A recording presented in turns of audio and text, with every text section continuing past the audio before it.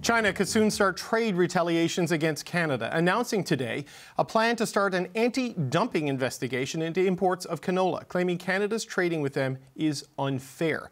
This is a reaction to moves Canada made last week, announcing a 100% surtax on Chinese-made electric vehicles and a 25% surtax on imports of steel and aluminum products from China.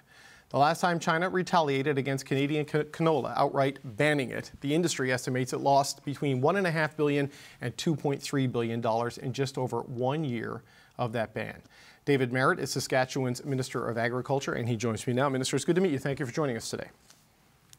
Thanks for having me on, David. How worried are you as a government? I know canola is an important crop. How worried are you by these signals coming out of China? Well, obviously, we're concerned about it. It impacts, obviously, not only Saskatchewan, but virtually a lot of provinces here in Canada, Alberta, Saskatchewan, Manitoba, and even Ontario to a big degree as well. There's a lot of canola grown in this country.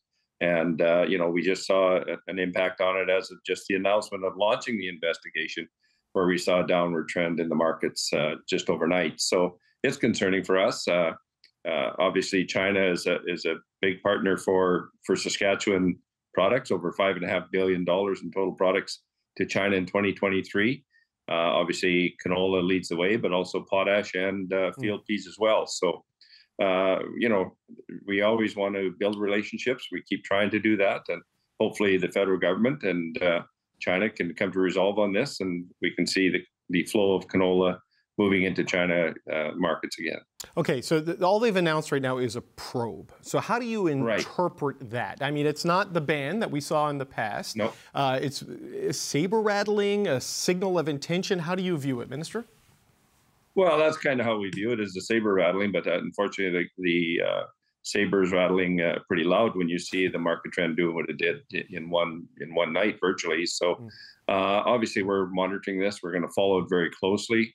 We obviously have an office in China, working with our folks there in China as well, and obviously hopefully come to resolve in this. And we've seen no time frame on when China plans to launch the investigation and how that's all going to play out. But obviously it's concerning for the sector here in the province of Saskatchewan. So it's a move against canola, but it's really not about canola, right? It's a retaliation, a response to the EV, steel and aluminum tariffs that were announced a week ago. So you're kind of caught in this squeeze between Canada being in alignment with the United States and the challenges that China poses to the economic and global superpower. So you say you hope Canada, China can resolve this. How can they do that when they're kind of part of this larger American-China battle?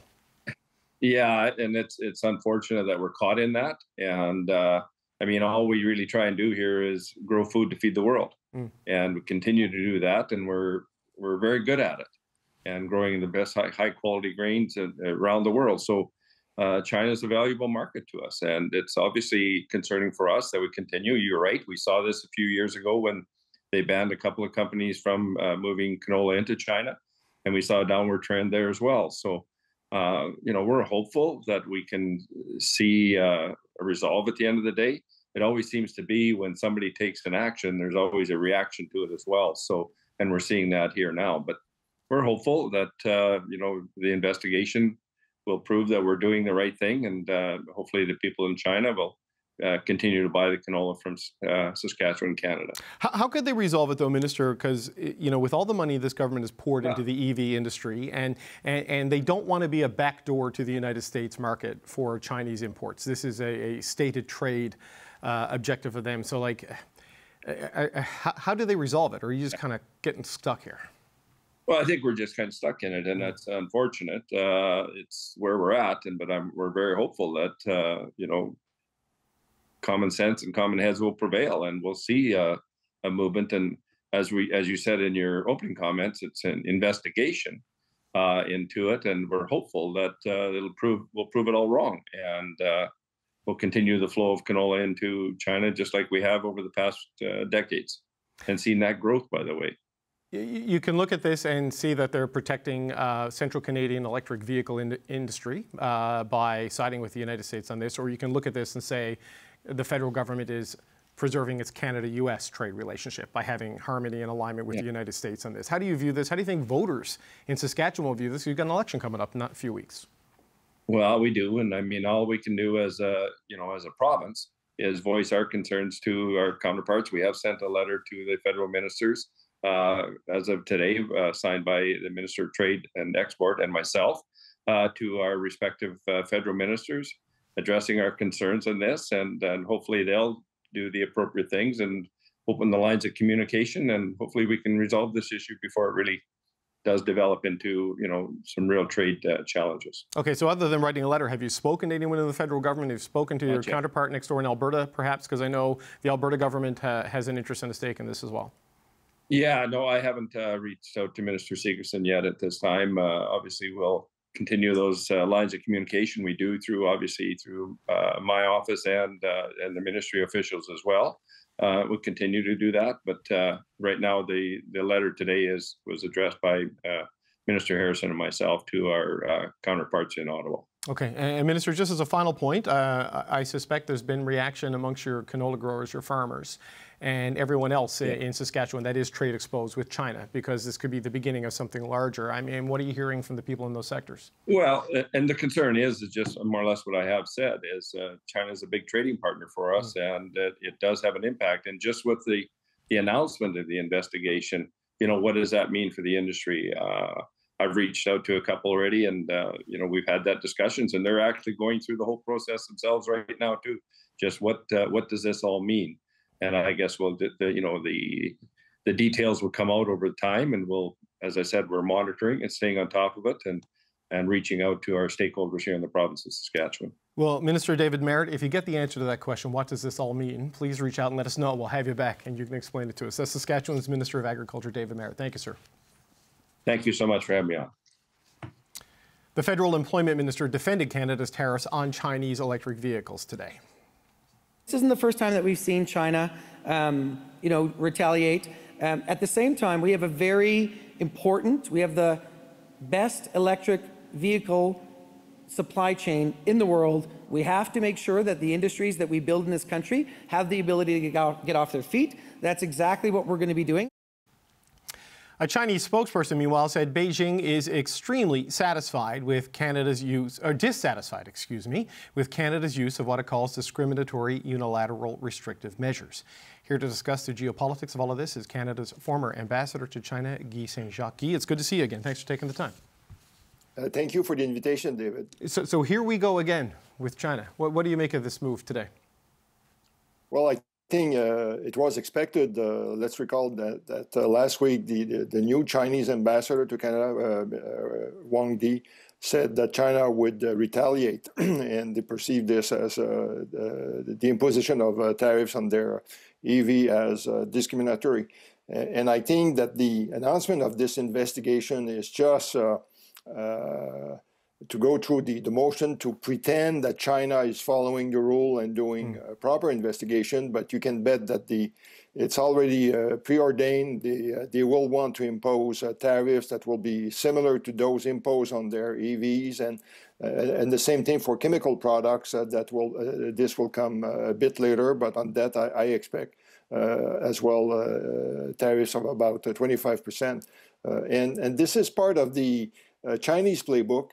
When a country does something that they don't like, they use coercive measures. And canola has been at the receiving end, unfortunately, in the last 10 years. When I was ambassador, I had to spend a lot of time to try to resolve issues around our exports of canola in 2014. And the Prime Minister Trudeau was able to get a reprieve when he came to visit in August 2016. But then we saw after the arrest of Meng Wanzhou that our exporters suffer huge losses in 2019. So it's just a repeat of what we have seen previously. We're not at the escalatory levels we saw during the Meng Wanzhou issue, obviously, but Canada isn't doing this on its own. It didn't initiate this. It's following the United States. It's following the European Union. I remember one of the phrases we learned during the Meng Wanzhou and the two Michael incidents was "kill the chicken to scare the monkey." Do you think that's what China is doing here? Like, are we the chicken with the U.S. and Europe being the monkey in this situation when it comes to EVs and steel? Well, obviously, China's approach is an eye for an eye, and of course, we are an easier target than the United States or Europe. In fact, in the case of Europe, which has announced lower tariffs, I think it ranged between 17 and 36%. The Chinese are doing investigation on French cognac, on pork, on dairy. They have not announced yet what they will do to retaliate against the American tariffs. In our case, well, again, canola was an easy target, and their approach has been when they select a product is to look at where elsewhere they could get the same product or something similar, and they could get canola from Russia, and of course, the relationship between China and Russia is much closer now, or they could look to Mongolia or to Australia. So, that's part of the recipe that we have to break down. The G7 issued a communiqué at the summit that took place in Tokyo 2 years ago, to the effect that the G7 countries would work together to try to prevent such measures by China. But I think we still wait to see concrete measures taken by the government in concert with other governments to prevent such tactics by China. Europe, as you say, Guy, has lower tariffs than what the U.S. and Canada have gone with the 100%. But Canada kind of has to be in alignment with the United States because of the North American Trade Agreement, right? If it has a different standard, it's out of alignment, and they're worried about becoming a backdoor to the U.S. market for Chinese goods. So how far do you see China pushing this if Canada doesn't bend? Because Canada, once again, kind of finds itself squeezed between two economic superpowers on this one. Well, you're right. I think we have to follow the U.S. lead because, let's recall, we export more than 75% of our products to the United States. And, Ottawa has to keep in mind that Donald Trump could be back in the White House in a few months. And of course, if we are not aligned with Washington, it could create a number of problems for us. If I were the federal government, I would try to request consultations with the Chinese government. The Chinese did that with the European unions to try to go through all of this to explain respective positions. But I sympathize for Minister Marit of Saskatchewan and the Saskatchewan producers of canola, but in this case, I don't think that common sense will prevail. China is used to bullying tactics, and again, we are an easy target for them. Just as a final point, Guy, I mean, a lot of this is targeting not so much Chinese companies that are making electric vehicles because they're not really selling into this market, but it is companies like Tesla who make in China and ship it in through the Port of Vancouver. When you look at this sort of tariff alignment between the European Union and the North American countries, how much of a threat is that to the Chinese economy, to their market share and ability to grow in the EV sector? What's your sense? Well, the Chinese economy is not doing very well. The housing market, which used to represent close to 30% of GDP, is still falling apart. Domestic consumption is not doing well. Chinese consumers are concerned because the unemployment rate among young people is pretty high.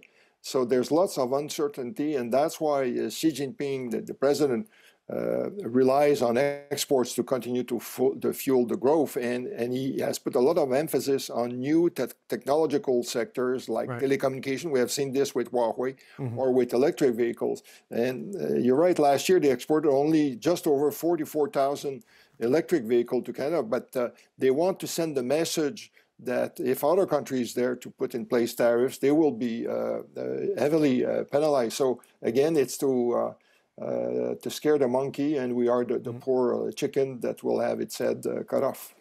Guy St. Jacques, Canada's former ambassador to China. Always good to speak with you, sir. Thanks for joining us. Thank you. Speaking to a Western Canada audience, Liberal Minister Randy Boissonnault says Canada must protect its burgeoning EV market. We have to make sure that the industries that we build in this country have the ability to get off their feet. That's exactly what we're going to be doing. If you put it in the Alberta context, what if we were to have a country out there that would try to flood our hydrogen market? that would try to make sure that our prices were so low that we'd never be able to get a hydrogen hub set up. So this is an important move for us. All right, the power panel is with me on this. Kate Harrison, Françoise Boivin, Michelle Cadario, and Emily Nicola. Kate, I think we all expected some sort of retaliation from China. I'm not sure how the government could have avoided this because they want to be in lockstep with the U.S. on this industry and on trade policy. What are your thoughts on where we are right now? Yeah, they couldn't have avoided the retaliatory action. What they could have done, and it would have taken a number of years to do this, of course, but they've had ample opportunity to diversify their trading markets. Exports to China are up for agriculture, for hunting, for forestry, for fishing. They're all up since Trudeau has taken power. So rather than create an environment where we're less reliant on China, we're more reliant than ever. The other thing, of course, is that we could have actually made it kind of economical to continue farming and finding relief for farmers in other ways. I think about the carbon tax C234, the grain drying bill that has been amended to high heaven and is not going to be much help if it passes in its current form. But there are other things we could have done to support farmers along the way.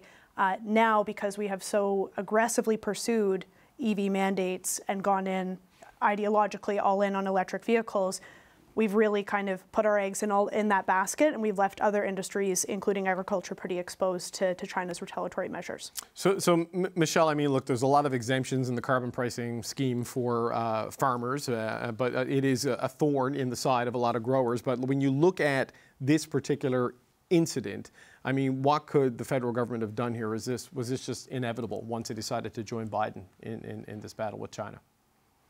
Well, first of all, it's not like the federal government dictates where we sell our goods to. That right. You know, it's not the federal government's canola company that's selling the goods. So it's not like they can tell them, yes, diversify. They've got a great market there that's been building. And you're right, there had to be a risk assessment that were done. And I'm not sure we had an option. We have to stay in lockstep with the U.S. They're our biggest trading partner, and especially our auto industry. It's so integrated. It's pretty much impossible to kind of go a different way from them, or risk more goods being kind of the subject of tariffs down the U.S. We're a small country in the big scheme of things, and we got squeezed. And so I'm sure that they did a risk assessment. They knew what industries might be at risk. I would hope that they've done some communication with them. I would hope that they're looking to see how they might further help the farmers. But the challenge of that is that kind of goes to price dumping, and so you're in a little bit of a vicious loop when you look at trying to give targeted relief. And you know, I really feel for those families who depend on the export of canola, who are caught up in this right now, no fault of their own. And but just to suggest that there's a simple solution is just fundamentally wrong. No, and you know, Françoise, it's been one of the challenges to get Canadians exporters to diversify their markets, because like the U.S. is right there and so rich, and China is so rich. You know, it's tougher to build a market in Germany than it is to take advantage of those. So where do you think this leads things? So I spoke to Dave Marit earlier, the agriculture minister in Saskatchewan. He kind of sees the geopolitical situation that like there's a squeeze happening here, and not necessarily, at least at this point, blaming Ottawa for what's happening. How do you see it? Yes, and I think it plays into what Michelle was talking about. I mean, it's kind of a choice that certain business make also, because there's always a lot that we can blame the governments, the different level of governments for, but who a company does business with, sometimes they go for the easy market. And I don't remember the percent. I think it's around 50% of canola is from China. It comes from Canada. Mm-hmm. So that's a great, in other circumstances, that's a market that please the growers and the farmers in these fields. So it's a bit the price to pay when there's a situation, a political situation, where governments from countries decide to punish a whole country by hitting a specific industry. Well, that's what happens. And I think the Minister of Agriculture in Saskatchewan is well aware of that. Yeah. And you know, the government will be there at some point in time if it would continue. What is good at this point in time is the fact that it's I wouldn't say just a probe. It is a probe, so it's not just. But at the same time, it is not a anti. We will not accept canola from Canada anymore until they remove their tariffs and so on and so forth. So you see that it's still at the political level. So everybody is very careful in what they say, as to not make the situation more difficult to settle. Yeah, Emily, I spoke with Guy Saint-Jacques earlier, the former ambassador to China, and he said, look, they're doing a probe to sort of create this fig leaf of, complying with World Trade Organization process. But, China's a non-market economy. They're going to do what they want to do here. I mean, what do you think the consequences are here, if any? Because the pressure to be in alignment with the United States on this was enormous, and daily cross-border trade it just dwarfs what goes to China. Yes. So first of all, when you have the United States doing something, the European Union doing something, and then Canada following suit, if China is unhappy with that decision, of those three blocks, we're the easiest person. We're the easiest country to pick on, and there's for China to send a message, quote unquote, by punishing Canada for what the United States and the European Union is doing, is something that is very easy for the Chinese government to do, in a sense, although they haven't done it yet. Once again, it's a probe. We'll see how they handle this. But it's something that we need to expect as well in the future. I also want to say that only a couple of years ago, way before China was spoken about as a country the way it is spoken about now, people were looking at China as a way to diversify from the United States, given that this dependence on the United States also has its flaws and its risks. And, the fact that we're just talking about how we have to walk in lockstep in the United States is also something that, I don't know, in 5 years, 10 years, there might be something going on in the US as well that we might regret being so in lockstep with the United States as well. And so diversifying our experts has always been a challenge for Canadians. But the thing is, as geopolitical threats become heightened the way they've heightened in the last couple of years, there's also needs to be more done in terms of making sure that business owners understand that those risks really, really impact how they can grow their businesses and the kind of decisions they might be taking and the kind of risk that they are also taking. And I'm not sure everybody's well equipped to do that as well. And so there's a lot of conversation that needs to happen in the business community as well, in terms of understanding how the world is changing and how that might affect them, instead of just reacting to things that, yes, we could have foresaw. Yeah.